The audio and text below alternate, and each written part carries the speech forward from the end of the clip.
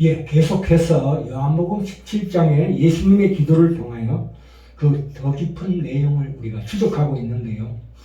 우리가 쉽게 이해하는 이 구원이라는 단어 속에는 놀랍도록 다양하고 넓은 스펙트럼과 특별히 깊은 신비한 뜻이 포함되어 있습니다.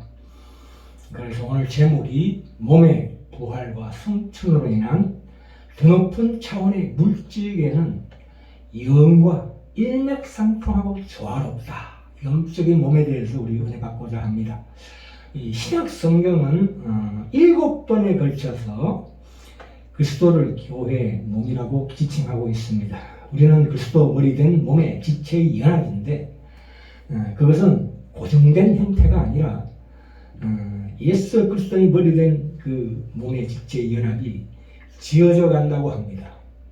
에베소서 2장 22절에 너희는 성령 안에서 하나님의 거하실 처소가 되기 위하여 예수 안에서 함께 지어져 가느니라 이렇게 말씀하고 있습니다. 히브리서 2장 10절에 보시면 많은 이들을 이끌어 영광에 들어가 하시는 일에 저희로 구원의 주로 고난으로 말미암아 온전케 하심이 합당하다고 말씀하고 있는데요. 여기서 구원의 주라는 것은 우리가 이해하는 하나님으로서의 주님, 로드, LORD가 아니고 리드입니다. READER. 그것은 무슨 말씀이냐 하면 예수님이야말로 우리 생명의 창시자요, 선봉장이다, 리드다 이런 것입니다.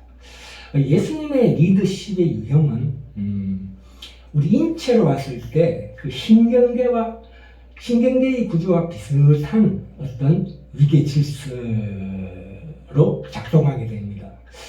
우리가 우리 인체에서 중추신경계로 말미암는 원심성 신경이 퍼지면서 바깥으로 퍼지면서 밑으로 내려가고 또 말초신경으로 인한 구신성 신경이 말하자면 이렇게 좁아지면서 올라오는 거죠. 그러니까 두 신경이 이렇게 마주치게 되는데요.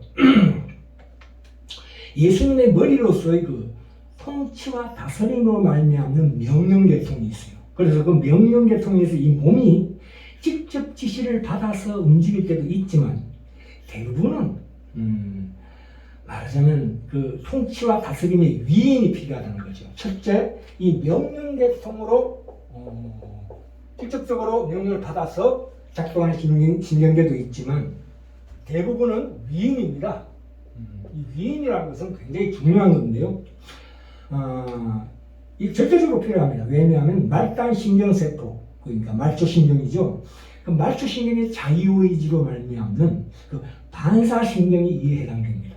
예를 들어 보자면 우리가 치열한 전쟁터에서의 긴박한 상황에서는 그 최고 사령부의 명령을 기다릴 수 있는 시간이 없어요. 그럴 때는 중간 지휘자, 대대, 중대, 소대, 분대, 중간 지휘자의 권리와 책임 하에 선조치, 후 보고라는 형태로 취할 수 있는 그게 전쟁 수칙이죠. 당연하게 그렇게 될 수밖에 없습니다. 그러니까 예수님이 이 땅에 계실 때는 적은 무리 500여 명의 사람들에게 부활 승천을 보여주시고 그들이 리더 역할을 했지만 실은 이제 부활 승천하신 지금 이 새로운 몸의 머리 역할을 하시는 거죠.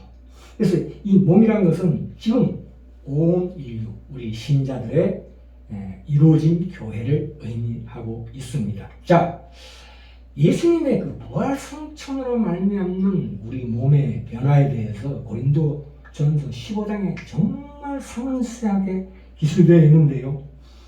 고린도전서 15장 35절에서 44절 말씀인데요. 자, 35절 볼까요?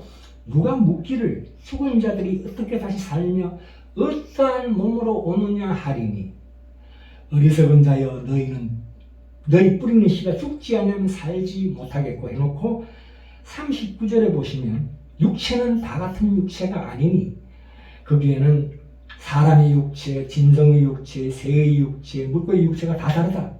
그런데 하늘에 속한 육체가 있다. 하늘에 속한 형체가 있고 땅에 속한 형체도 있다고 이렇게 말씀하고 있습니다. 이 고린도서 15장을 부활장이라고 하는데 예수님의 부활 성천이 어떻게 우리 기독교인의 신앙에 있어서 근거가 되는 것이며 그 핵심이 되는가 하는 데 초점이 있습니다.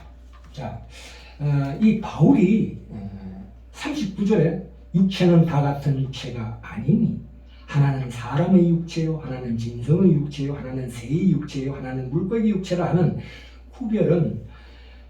구별을 바울이 무엇 때문에 하느냐 하면 육체라고 다 나쁜 것은 아니다. 물질이라고 해서 다 나쁜 거 아니다. 이 뜻입니다.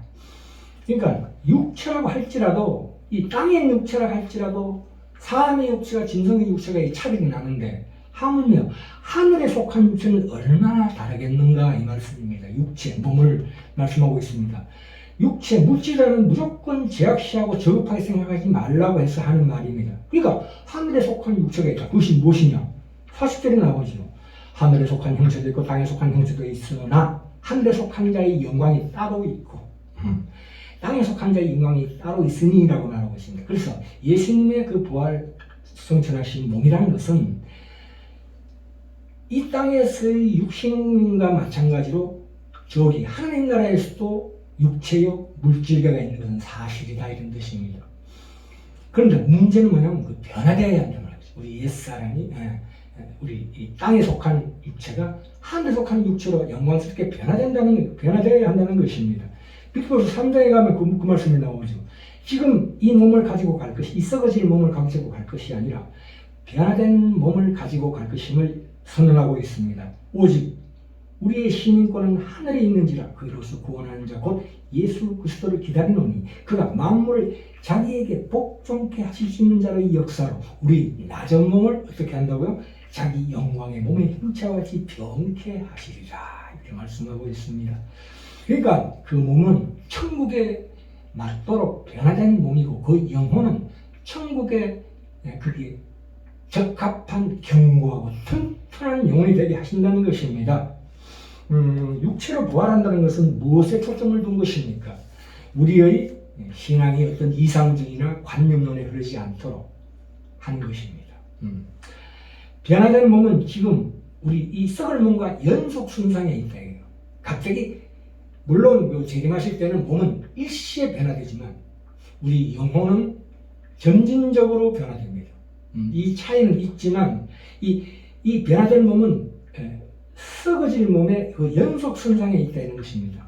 우리가 그래서 그 몸으로 하나님께 영광을 돌려야 되는 거죠. 그래서 로마서 12장 1절에 너희 몸을 하나님 기뻐하시는 거룩한 산제사로 드리라. 우리 몸으로 드리는 제사예요. 자, 누가복음에 가시면 24장 36절부터 43절까지 말씀이 있는데요. 제가 읽겠습니다. 그 예수님이 부활 성천하시고 난 다음에 여러 제자들에게 나타나셨죠. 그때 말씀이 나옵니다. 예수께서 나타나셨을 때 저희가 놀라고 무서워하여 그 보는 것을 영으로 생각하는지라. 보통 유령이나 영으로 생각하지요. 그런데 예수님이 부활한 몸은 둥둥 떠다니는 영이 아닙니다. 분명히 보시는 바와 같이 저희가 놀라고 무서워하여 그 보는 것을 영으로 생각하는지라. 예수께서 가라사대 어찌하여 두려워하여 어찌하여 마음에 의심하느냐. 내 손과 발을 보고 나인 줄 알라. 영은 살과 뼈가 없으되 너희 보는 바와 같이 나는 살과 뼈가 있느니라. 40절에 뭐라고 말씀하십니까? 이 말씀을 하시고 손과 발을 보이시나요? 저희가 너무 기쁨으로 오히려 믿지 못하고 기이 여길 때에 이르시되 여기 먹을 것이 있느냐 하시니 이에 구운 생선 한 토막을 들이매 받으사 그 앞에서 잡수시더라 이렇게 말씀하고 있습니다. 물론 부활하신 그리스도의 몸은 유령과 유사성이 있기도 합니다. 왜냐하면 문이 잠겼는데도 장기문을 통해서 그냥 들어오시니. 그러니까 그러나 예수님 말씀은 내가 몸이 있다. 그래서 구운 생선을 드시기도 합니다. 참 우리가 영적이라는 말을 자꾸 소극적인 의미로 자꾸 적용하는데 그렇지 않습니다. 이 예수님의 부활 성천으로 말미암은 우리 영적인 삶이라는 것은 어떤 공간이 없고 역사가 없고 환경이 없고 어떤 감각적 요소가 전혀 없는 그런 삶이 아닙니다. 그것은 분명히 물질입니다.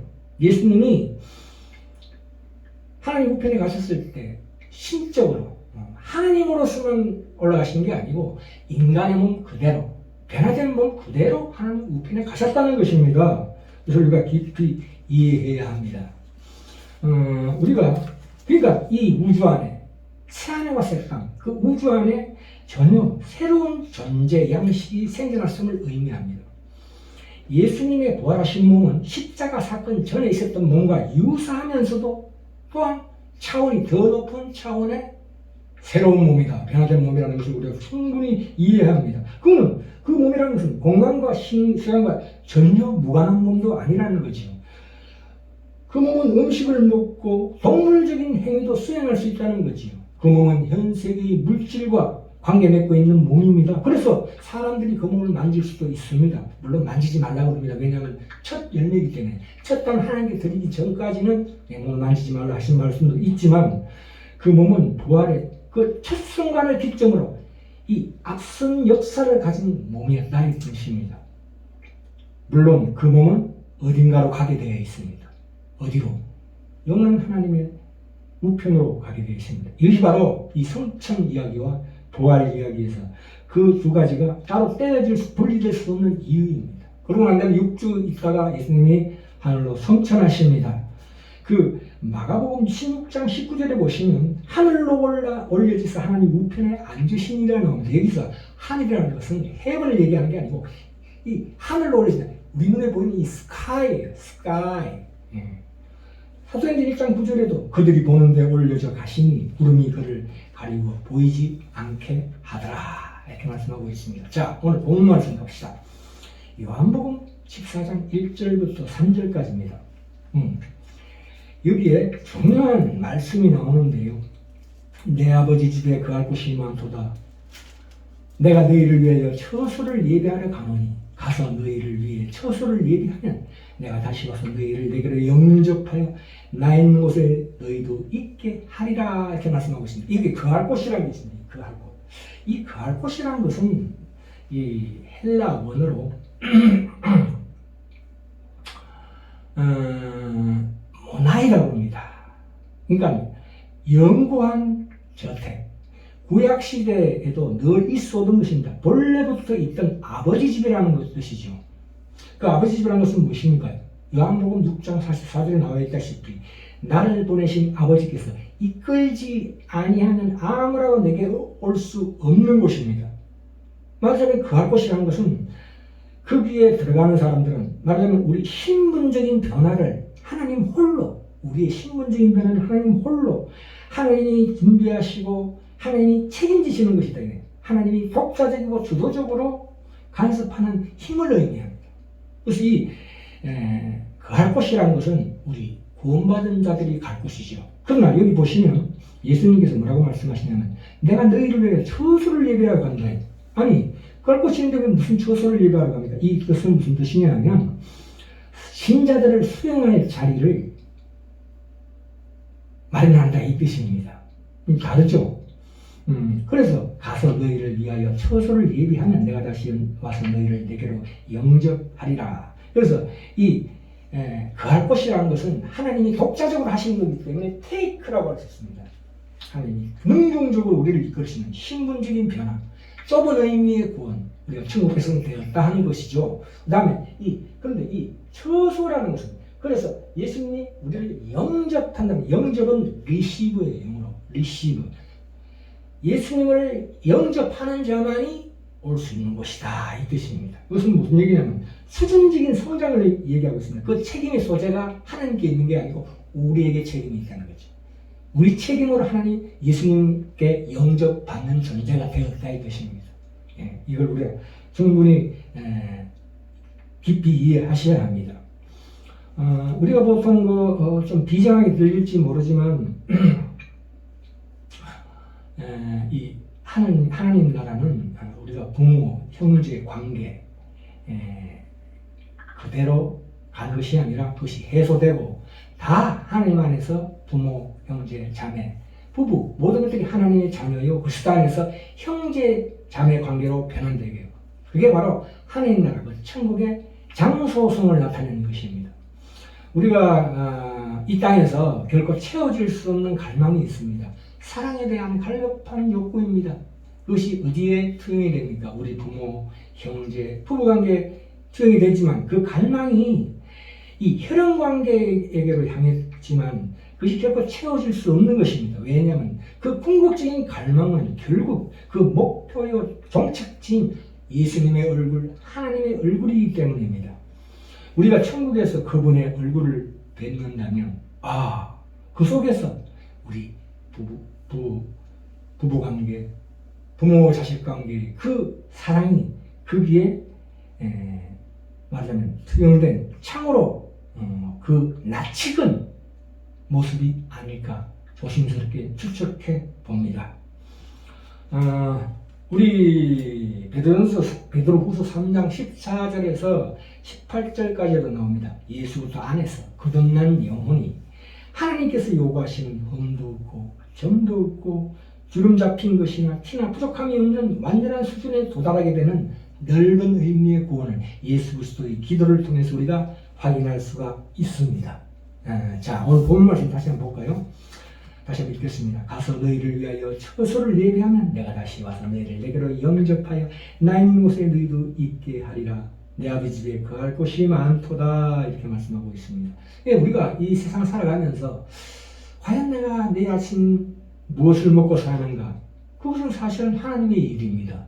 왜냐하면 신명기 8장 16절에 네 열조도 알지 못하던 만나를 광야에서 내게 먹이셨나니 이는 다 너를 낮추시며 너를 시험하사 마침내 내게 복을 주려 하심이었느니라. 이 말씀이 요한복음 오늘 본문 말씀 14장 1절하고 똑같습니다. 너희는 마음에 근심하지 말라. 하나님을 믿으면 또 나를 믿으라. 와 같은 똑같은 말씀인데 우리가 모든 우리 의식적 문제 모든 것을 하나님이 확보하신다. 그렇기 때문에 우리가 평생을 먹고 사는 마시는 문제에 집착하면 절대로 안 된다. 거기에 너희 인생을 소모하도록 하면 내버려두면 안 된다. 이렇게 얘기하고 있습니다. 그렇다고 해서 우리가 당장 내려서 직장을 깨치고 한다는 생각을 하시는 것은 참으로 영적 수준이 갓난아기 수준으로서 죄송하지만 저 좀 더 먹고 오시기 바랍니다.